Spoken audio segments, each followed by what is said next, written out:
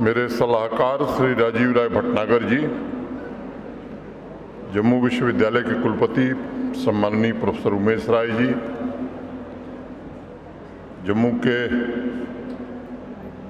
अतिरिक्त पुलिस महानिदेशक Shri Mukesh Singh ji, secretary youth and sports Shri Sarmad Hafeez ji,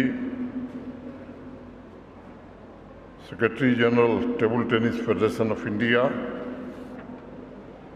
Kamlesh Mehta ji, secretary sports council Nuzhat Gul ji, president Jammu Kashmir table tennis association Sanjay Wahi ji, इस सभागार में उपस्थित सभी प्रतिभागी खिलाड़ी, उनके प्रबंधक, देवियों, सज्जनों और मित्रों, 20 तारीख से जो ये महाकुंभ शुरू हुआ है, भटनागर साहब ने मुझे 20 को ही रहने को कहा था। पूर्व निर्धारित कार्यक्रम था श्रीनगर में, इसके कारण मैं नहीं आ सका। आज मुझे आपके बीच उपस्थित होने का अवसर मिला है। मैं प्रसन्नता का अनुभव कर रहा हूँ। हमारे बीच टेबल टेनिस के अनमोल रतन, अनेक हमारे अर्जुन अवार्डी, खेल रत्न अवार्डी तथा कॉमनवेल्थ चैंपियंस भी मौजूद हैं। अभी कुछ देर पहले उनका अभिनंदन करने का अवसर मुझे मिला। आप सभी देश के युवा खिलाड़ियों के प्रेरणा स्रोत हैं। मैं जम्मू कश्मीर में आप सभी का स्वागत करता हूं और उम्मीद करता हूं कि आप हमारे आतिथ्य का आनंद अवश्य उठाएंगे। 34 राज्यों तथा यूनियन टेरिटरी से आए हुए लगभग 900 से ज़्यादा खिलाड़ी इस टूर्नामेंट में हिस्सा ले रहे हैं और मैं समझता हूं कि आपका कर्म क्षेत्र 9x5 का टेबल कोर्ट सभी खिलाड़ियों के तप और त्याग का प्रतीक है। ये उनके सामर्थ्य, उनकी स्किल तथा उनके धैर्य की परीक्षा भी है। वैसे देखा जाए तो 1921 यानी जब से पिंग पोंग गेम को टेबल टेनिस का आधुनिक स्वरूप प्रदान किया गया था, तभी से इस खेल ने तथा इस खेल के खिलाड़ियों ने अनेक प्रकार के उतार चढ़ाव देखे हैं। विजय और पराजय से गुजरे हैं, लेकिन एक चीज जो मुझे लगता है कभी नहीं बदली, वह खिलाड़ियों का जज्बा और उनका जुनून है। मुझे लगता है कि टेबल टेनिस के प्रेमी और खिलाड़ी कभी नहीं भूल सकते कि हमारे तमिलनाडु के स्टार शरत कमल ने 2004 में कॉमनवेल्थ चैंपियनशिप में गोल्ड मेडल जीतकर रातों रात हजारों नए सपनों को जन्म दिया था। उसी तरह 2006 में मोमा दास ने गोल्ड मेडल जीतकर महिला खिलाड़ियों को नया साहस और नए लक्ष्य को प्राप्त करने की प्रेरणा दी थी। दिल्ली की मनिका बत्रा ने न सिर्फ गोल्ड मेडल बल्कि वर्ल्ड रैंकिंग में चौथा स्थान प्राप्त करके हमारे देश के लिए, देश के खेल जगत के परिदृश्य में नई आकांक्षाओं को जन्म दिया। मुझे भरोसा है कि इस टूर्नामेंट में ऐसे महान खिलाड़ियों की मौजूदगी अन्य खिलाड़ियों को प्रेरणा तथा सामर्थ्य दोनों प्रदान करेगी। साथियों, लंबे समय से हमारे देश का दुर्भाग्य था कि खिलाड़ियों की ताकत को और सामाजिक रूपांतरण में आपकी भूमिका को वह स्थान और वो सम्मान नहीं मिला जिसके आप हकदार थे। मैं मानता हूं कि विश्व का कोई भी समाज हो या देश हो, वह बिना प्रेरणा स्रोत के, बिना सच्चे आइकॉन के ऊर्जावान हो ही नहीं सकता। हमारे देश में हॉकी के मेजर ध्यानचंद और क्रिकेट के तमाम आइकन के अलावा बाकी खेलों में प्रतिभाओं को वो प्लेटफॉर्म या मैं कहूँ तो वो सुविधा नहीं प्रदान की गई जिससे अन्य खेलों में भी नई पीढ़ी के लिए अनगिनत हीरोज़, असंख्य आइकन पैदा हो सके। यह उदासीनता देश की तरक्की के लिए निश्चित रूप से घातक थी, क्योंकि जहां एक तरफ विश्व के अनेक छोटे छोटे देश स्पोर्ट्स के सॉफ्ट पावर का इस्तेमाल कर रहे थे, वहीं दूसरी तरफ हिंदुस्तान का मनोबल ओलंपिक तथा अन्य अंतर्राष्ट्रीय टूर्नामेंट्स में धरातल छू रहा था। जब मैं काशी हिंदू विश्वविद्यालय का विद्यार्थी था, छात्र जीवन से ही तमाम विद्यार्थियों के वेलफेयर के लिए काम करने का अवसर मिलता था। एक मूल मंत्र जो मुझे पता था कि खेल के मैदान में युवाओं की ऊर्जा से राष्ट्र के विकास की रफ्तार को नई गति मिल सकती है, और हार जीत नहीं बल्कि संघर्ष का जो जुनून है, उसकी जो स्पिरिट है, वो पूरे समाज में नए आत्मविश्वास को पैदा कर सकती है।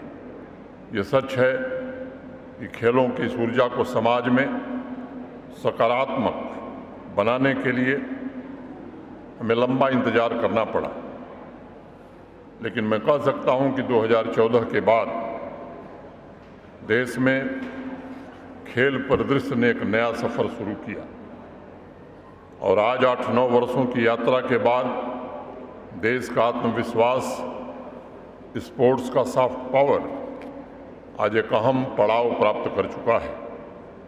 खेल के मैदान में, ट्रेनिंग इंस्टीट्यूट में, सिलेक्शन में जितनी रुकावटें थीं, काफ़ी हद तक हटाने में सफलता मिली है। स्पोर्ट्स के हर एक डिसिप्लिन में अब नए आइकॉन, नए हीरोज हमारे सामने आ रहे हैं, और नई पीढ़ी को कुछ कर गुजरने की प्रेरणा भी दे रहे हैं। आज इंटरनेशनल टूर्नामेंट्स में भारत का परचम पहले से काफ़ी बेहतर लहरा रहा है, और राष्ट्रगान की धुन पर झूमने वाले नौजवानों की संख्या भी बढ़ती जा रही है। छोटे छोटे शहरों तथा गांवों में पल रहे सपने साकार होने लगे हैं।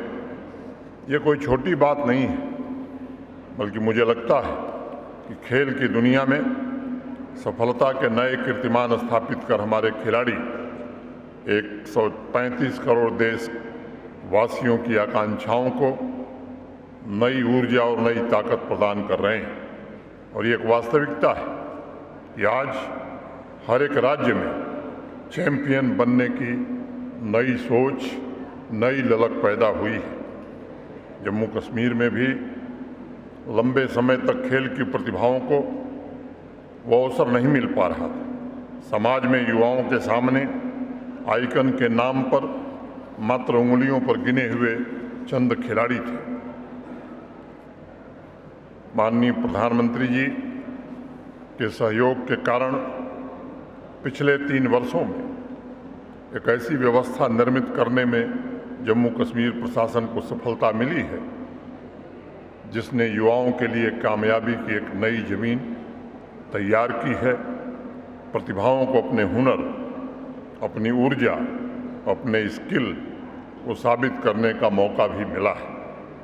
आज जम्मू कश्मीर के गांव-गांव से बच्चों और बच्चियों को उनकी प्रतिभा और खेल की रुचि के अनुरूप हर तरह की संभव सहायता, संसाधन और वातावरण प्रदान किया जा रहा है। और अन्य राज्यों के मुकाबले सबसे ज़्यादा टूर्नामेंट आयोजित करने वाला यूनियन टेरिटरी या राज्य आज जम्मू कश्मीर बन गया है। मैं ये बात जिम्मेदारी से कह सकता हूँ कि स्पोर्ट्स की दुनिया में जम्मू कश्मीर अपने वास्तविक पोटेंशियल को पहचान गया है और अलग अलग विधाओं में युवा समाज के लिए नए आइकन भी पैदा करने लगा है। आजकल देश भर के खिलाड़ी इस बात पर ताज्जुब कर रहे हैं इस छोटी सी यूनियन टेरिटरी में पिछले वर्ष 50 लाख से ज़्यादा बच्चों और बच्चियों ने खेलों में हिस्सा लिया। गांव-गांव में हर दिन खेल का उत्सव मनाया जा रहा है। जम्मू कश्मीर की प्रतिभाओं को अब प्लेटफार्म ढूंढने की ज़रूरत नहीं है, बल्कि हमारा स्पोर्ट्स डिपार्टमेंट, स्पोर्ट्स काउंसिल खुद ही उन्हें ढूंढ करके प्लेटफार्म प्रदान कर रहा है, उन्हें तराशने की कोशिश कर रहा है। जम्मू कश्मीर के खेल जगत में मैं मानता हूं कि एक नई क्रांति का आगाज़ हुआ है। आप सभी इस बात से अंदाज़ा लगा सकते हैं कि अभी इस सप्ताह मात्र 3 दिन पूरा हुआ है और उसमें 2 दिन मुझे राष्ट्रीय स्तर के 2 बड़े टूर्नामेंट में शामिल होने का अवसर मिला है। ये सकारात्मक बदलाव है जो खिलाड़ियों के हुनर, समर्पण, संघर्ष एवं उनके त्याग को सम्मानित करता है। साथियों, टेबल टेनिस के लिए कहा जाता है कि रैकेट और टेबल कोर्ट से बढ़कर इस गेम में खिलाड़ी के अंदर गतिशीलता और उस गति से शरीर और दिमाग, माइंड और बॉडी के संतुलन की ज़रूरत पड़ती है।